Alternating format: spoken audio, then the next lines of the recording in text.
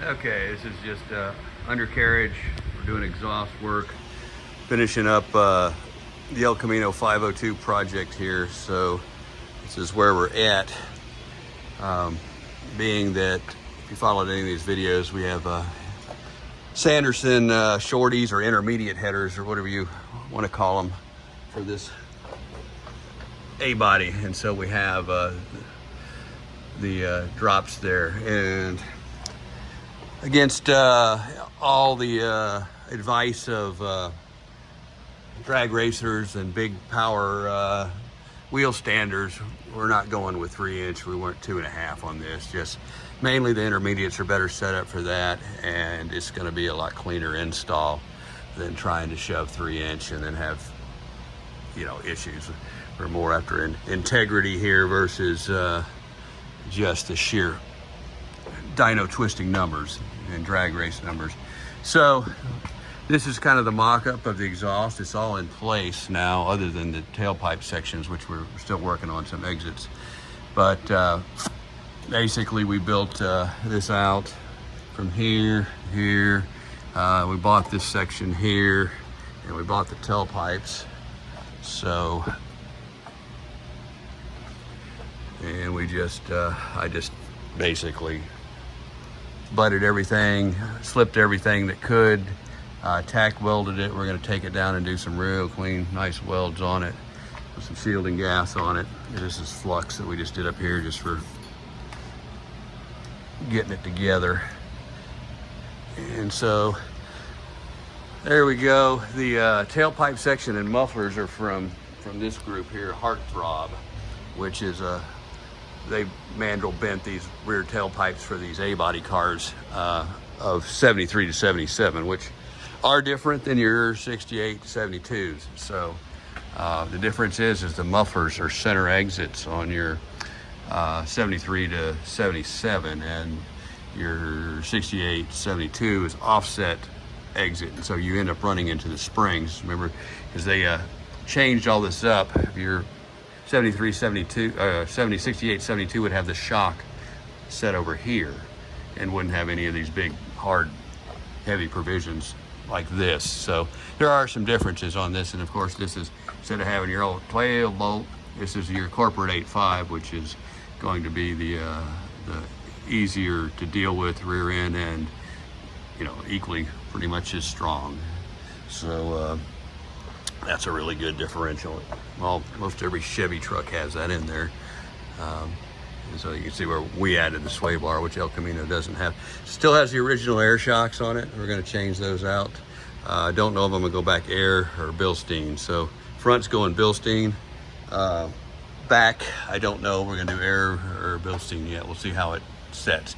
I kind of want the front to be stiff, and then the back can be a little looser to where it weight transfers a little bit more. And these cars handle pretty good if your front end is stiff and your back end is, I wouldn't say bouncy. But that's kind of that. Next project I'm going to do is I'm going to put some paint stripper on this. So this is nothing anybody did to this car. It's the way it was made. And some of these cars, I think, depending on the plants they were done, would be painted on the bottom or raw on the bottom. And this car came from there, and so I guess they did that for and that's not a dealer thing, that's a factory paint, because I've seen ones from there, many A-bodies that come from different northern plants that have black tanks, and then from southern plants will have the aluminized tank. So hopefully I'm going to run some paint stripper on this. I did it here, and then see if we can just shine all that up to aluminum to where it looks nice with everything there. So the exits on this thing, we've got two ways to go. We're thinking possibly to do the El Camino proper way out the side and use some Chevelle, the bell tips, or come back here and then do a mock-up and do some 2.5-inch outlet.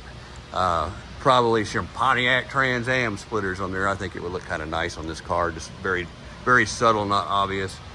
But there's two different ways to do it, and that I haven't decided yet. Because if you try and use the Chevelle bell tips out of the back of this, it just doesn't look right. It's just, you got your dual crackler look, and that's not a good thing. If you did it, you know, that's just out of place right now. But So that's kind of some of the mock-ups there. A lot of little detail work to finish under this, but that's kind of it.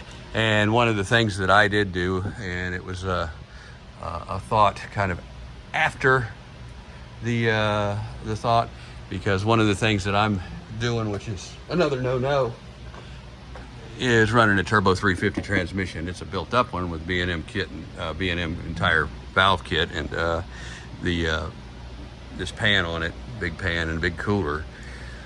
But I have to make provisions on this exhaust, so when that transmission explodes, I can either go 4L80 or turbo 400 by moving this cross member back. So that's something there. So we made sure that we had enough to go back, because it's the length difference on a turbo 350 versus a turbo 400 is 6 3/8 inches. That's the number, and that's the difference between these bolts right here. And so if you built the thing for a turbo 350 or a shorter transmission, you would end up having to rework your exhaust to run that cross member back. Of course, you got to do another drive shaft, but not a big deal if you're junkyarding some stuff. And so the El Camino is going to be the same as the station wagon. So that's kind of your parts that interchange underneath it. And the framing is going to be the same as your station wagon. So yeah, we still haven't put the Bilstein shocks in it. Those are still the original shocks on this very low mile car, the gray Delcos, and there's the Bilstein fronts are there. And so that'll be a nice deal. And we got, the sway bars on it. The big oil pan, which sits nice. So that's the Milodon one that I went through other videos trying to figure out which one was the best, and that one ends up being it, but it doesn't have the oil filter provision, so you have to build your exhaust in order to get that oil filter out of this on these intermediate headers. And you can turn it by hand, but you're not gonna be able to drop it there. You're gonna take it that way. So it's a little tight. I don't have the torque converter shield on it right now. I'll put that on there in a little bit. And what else have we got here? Obviously with polyurethane bushing the back. Those are the headers right there. And that's a mini starter. And you can actually run the big starter on this if you wanted to. So that's your exhaust. I said you could do a 3-inch on these cars, not a problem. But 2.5 is definitely gonna work better up in these areas, because this is where it gets tight. And a lot of guys build these exhausts on the car on a lift and don't take an account for the differential travel or the differential droop. Smash those things up or hit them up there. So it's a big thing. And you try and put a 3-inch in these, because I've done a couple of them. It's always a catch. But 2.5 will work. It flows well. Like I said, it may not get the exact power out of a ZZ502 as you want, but it'll be close. If I wanted the ultimate power, you would just tear everything out of this car, lighten it up, tear the front fenders off of it, tear all the sway bars off of it, and just wheel stand it, slick it, and run it down the track. But that's not what this thing is. It is a street car.